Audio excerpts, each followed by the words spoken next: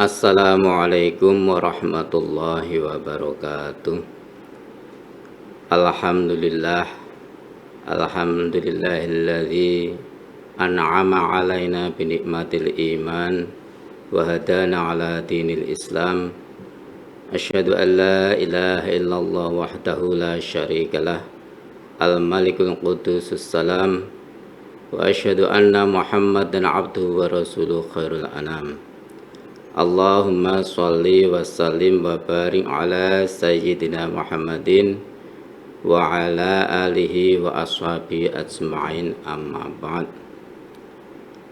Pemirsa mimbar penyuluh agama Kantor Kementerian Agama Kabupaten Kulon Progo yang berbahagia, terlebih dulu marilah kita senantiasa bersyukur kepada Allah Subhanahu wa Ta'ala atas limpahan nikmat dan karunia-Nya, utamanya limpahan nikmat kesehatan dan juga kesempatan, sehingga kita bisa bersama-sama dalam acara mimbar penyuluh agama Kantor Kementerian Agama Kabupaten Kulon Progo pada saat ini. Sholawat serta salam semoga senantiasa tercurahkan kepada junjungan kita, panutan kita Nabi Agung Muhammad Sallallahu Alaihi Wasallam, juga kepada keluarga dan sahabat-sahabat beliau, dan semoga kita semua digolongkan sebagai umatnya dan juga pengikutnya yang bisa mengikuti jejak-jejak kesunahan beliau, sehingga kelak kita mendapat syafaat, utamanya syafaatul uzma di yaumil qiyamah. Allahumma amin. Pemirsa mimbar penyuluh agama yang berbahagia, dalam kesempatan ini saya sedikit akan menyampaikan satu tema, yaitu buramnya cermin hati. Hati manusia, atau yang sering diistilahkan dengan kolbu, itu adalah salah satu instrumen penting dalam diri kita, dalam diri manusia. Instrumen batin di mana dengan hati itu kita bisa memahami realitas, kemudian meresponnya dengan berbagai macam perasaan yang timbul, dan dari perasaan itu manusia kemudian mengambil keputusan untuk mensikapi realitas, mau mensikapi dengan baik atau dengan buruk, atau apa yang akan dilakukan selanjutnya. Dari situ terlihat bahwa hati ini mengambil peranan penting pada nilai perbuatan manusia. Bahkan Imam Ghazali mengatakan bahwa hati atau kalbu itu mempunyai potensi kebaikan yang luar biasa. Di antaranya adalah nalar kalbu, nalar hati itu lebih bisa cepat menerima kebenaran wahyu pada saat nalar rasio atau akal itu belum bisa menerimanya, dan itulah kelebihan hati. Dan Imam Ghazali juga mengibaratkan hati itu seperti cermin, dan hidayah atau petunjuk Allah itu seperti cahaya. Ketika hati orang itu bersih, jernih, itu akan seperti cermin yang bening, yang mampu menangkap cahaya hidayah Allah itu dengan sempurna, kemudian memantulkan ke sekelilingnya. Sehingga orang yang mempunyai hati yang bersih itu mampu mencerahkan orang-orang yang di sekitarnya, mampu menularkan kebaikan-kebaikan kepada orang-orang yang di sekitarnya. Dan orang seperti itu yang sering dikatakan, wah, orang ini mempunyai hati nurani. Hati nurani artinya hatinya itu ada nurnya, mampu memantulkan nur cahaya hidayah Allah kepada orang yang di sekelilingnya.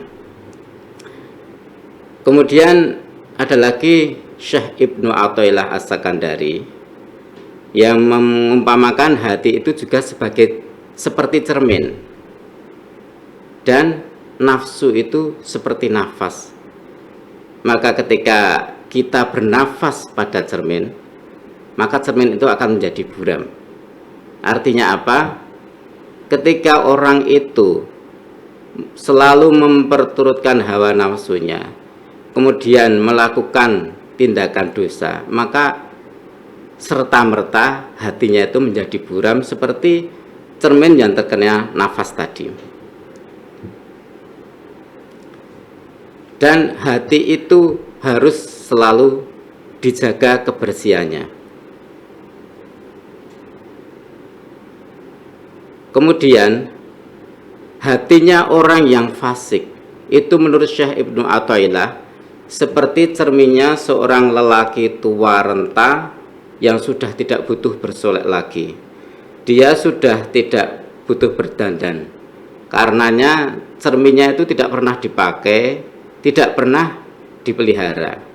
Sebaliknya hatinya orang yang mengenal Allah, orang yang sholih, itu seperti cerminnya seorang pengantin wanita. Yang kita tahu bahwa seorang pengantin, apalagi wanita, itu mesti selalu sering-sering melihat cermin, selalu memanfaatkan cermin, dan otomatis cerminnya itu mesti selalu terjaga kejernihannya. Itu yang dikatakan Syekh Ibnu Athaillah tentang hati yang diibaratkan seperti cermin. Lalu apa ciri-ciri atau penyebab hati manusia itu menjadi buram? Imam Hasan Al-Basri itu mengemukakan setidaknya ada 6 hal yang menyebabkan hati manusia itu cepat menjadi buram. Yang pertama adalah orang yang selalu melakukan perbuatan dosa tapi tidak lantas segera diikuti dengan bertobat. Jadi dia berbuat dosa, meskipun itu dosa-dosa kecil, dia lakukan terus tanpa ditobati. Dia merasa tobatnya itu belakangan saja, sekalian jadi satu.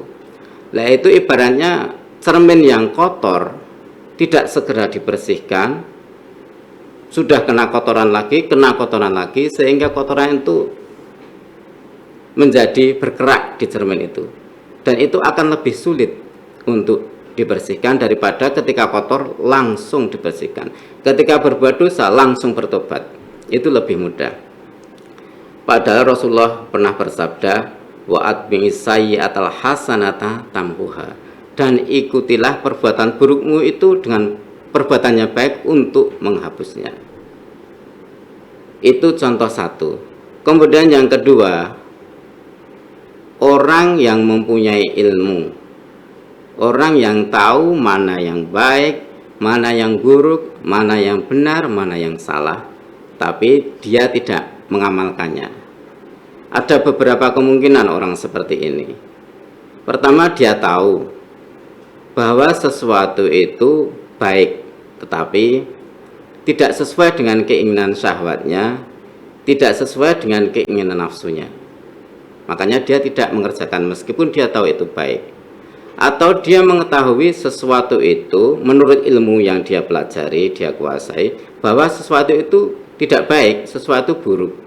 Tetapi karena itu sesuai dengan keinginan nafsunya, maka dia tetap melakukannya. Nah, itu menandakan bahwa hatinya itu tidak bening. Hatinya itu buram sehingga kurang bisa menangkap cahaya petunjuk dari Allah. Makanya dia kurang bisa mendapat hidayah dan taufik untuk selalu taat kepada Allah. Kemudian yang ketiga, contoh orang yang hatinya mulai ada penyakitnya atau cermin hatinya mulai buram, yaitu orang yang beramal tetapi tidak ikhlas. Dia melakukan banyak amalan tapi ternyata tidak karena Allah, tidak lillahi ta'ala. Mungkin bisa jadi dia sepertinya melakukan suatu amalan akhirat, tapi ternyata motivasinya adalah duniawi. Padahal Allah telah memperingatkan, wa ma umiru illa liya'budullaha mukhlishina lahuddina hunafa. Dan tidaklah mereka itu diperintahkan kecuali untuk beribadah kepada Allah dengan ikhlas dan mengikuti agama yang lurus. Nah, orang yang beribadah tidak karena Allah, itu berarti hatinya tidak bisa menangkap apa yang diinginkan Allah. Dia lebih cenderung kepada selain Allah, artinya lebih ingin mendapatkan citra dari manusia, lebih ingin dia mendapatkan kedudukan dengan cara dia beramal. Seperti orang bersedekah, dia namanya bersedekah banyak sekali, tapi siapa yang tahu dalam hatinya bahwa ternyata dia bersedekah itu karena mungkin ingin mendapatkan kedudukan di mata masyarakat dan lain sebagainya. Kemudian yang keempat, orang yang setiap hari itu mendapat rezeki dari Allah, dia makan, dia minum dari rezeki Allah, dia mendapatkan fasilitas di kehidupan ini dari Allah, tapi hatinya tidak pernah terbersit sedikit pun bahwa itu adalah karunia Allah, bahwa itu adalah sifat rahmanya Allah kepada dia. Dia merasa segala sesuatu yang dia dapat itu ya wajar saja, itu akibat dari usaha dia sendiri. Karena itu orang-orang seperti itu sulit bersyukur, karena dia tidak merasa bahwa setiap hari itu Allah memberi dia, bahwa apa yang dia minum, dia makan itu dari Allah. Dan itu berarti bahwa hatinya itu tidak bisa menangkap sifat rahman Allah, tidak bisa menangkap afal-afal Allah yang menggerakkan sesuatu berproses sehingga menjadi di depannya. Dari padi yang tidak ada ditanam kemudian menjadi nasi, kemudian sampai di depannya, dia tidak sampai ke situ hatinya. Maka itu adalah indikasi bahwa hatinya itu kurang jernih menangkap tanda-tanda kebesaran Allah. Kemudian yang kelima, orang yang senantiasa berprotes, tidak terima ketetapan Allah. Melihat keadaan apapun dia protes, dia tertimpa apapun dia selalu protes. Ketika panas dia protes kepanasan, ketika dia hujan dia protes kenapa hujan. Seakan-akan bagi dia tuh Allah tuh nggak ada benernya, nakdirkan ini salah, menetapkan ini juga salah. Dan itu jelas sekali bahwa orang seperti itu tidak punya respek sama sekali terhadap kudrahnya Allah, terhadap hak prerogatif Allah sebagai Al-Khaliq. Kemudian yang keenam, orang yang ikut mengubur jenazah, tapi pada saat itu dia tidak bisa mengambil hikmah dari kematian seseorang. Padahal orang yang hatinya bersih itu selalu menangkap semua fenomena yang terjadi itu untuk menambah keimanannya. Seharusnya dia bisa menangkap isyarah-isyarah bahwa oh itu ada orang meninggal. Siapa tahu kapan nanti juga giliran kita akan menyusulnya. Lalu dia akan bermuhasabah, introspeksi. Lalu apa yang sudah saya persiapkan? Kalau seandainya tiba-tiba saya juga dipanggil Tuhan seperti dia. Padahal kematian itu, kata Rasulullah dalam suatu riwayat, wa kafa bil mauti wa'idun. Cukuplah mati itu sebagai nasihat. Jadi sebenarnya orang yang hatinya itu jernih itu tidak butuh nasihat yang banyak-banyak. Cukup dia melihat kematian itu, dia mesti tersentak. Itu kalau hatinya bening, dia mesti langsung teringat bagaimana nasib diriku besok ketika saya dipanggil Allah seperti itu. Itu adalah 6 contoh sikap manusia yang mencirikan bahwa manusia itu hatinya bagaikan cermin yang buram. Lalu bagaimana agar orang yang hatinya seperti itu, orang yang hatinya buram itu kemudian bisa menjadi bening kembali. Rasulullah bersabda, "Alaikum bimujalasatil ulama wa istima'i kalamil hukama. Fa innallaha ta'ala yuhyil qalbal mauta binuril hikmati kama yuhyil ardal mauta bima'il matori." Hendaklah kalian tuh selalu berkumpul dengan ulama dan mendengarkan kalam-kalam hikmah dari para hukama. Karena Allah itu menghidupkan hati manusia yang mati itu dengan cahaya hikmah. Seperti halnya Allah menghidupkan bumi yang gersang itu dengan air hujan. Jadi untuk terapi agar hati-hati kita ini yang terlanjur keruh, terlanjur buram, agar bisa bening sekali, kita mesti sering berkumpul dengan ulama agar mendapatkan ilmu dari mereka, baik ilmu syariat atau ilmu akhlak dan sebagainya yang tentang kebaikan-kebaikan, dan mendengarkan kalam-kalam kebijakan, kalam-kalam hikmah dari para hukama, yaitu ulama yang mempunyai integritas tinggi, yaitu ulama yang telah sesuai hati, ucapan dan perbuatannya. Para hukama ini bisa memantulkan nurul hikmahnya dari hatinya, kemudian bisa merubah karakter orang-orang yang dekat atau mendengarkan petuah-petuahnya. Pemirsa Mimbar Penyuluh Agama yang berbahagia, demikian tadi sedikit yang saya sampaikan kaitannya dengan bagaimana hati manusia itu bisa menjadi buram dan bagaimana contoh-contohnya orang yang hatinya menjadi buram.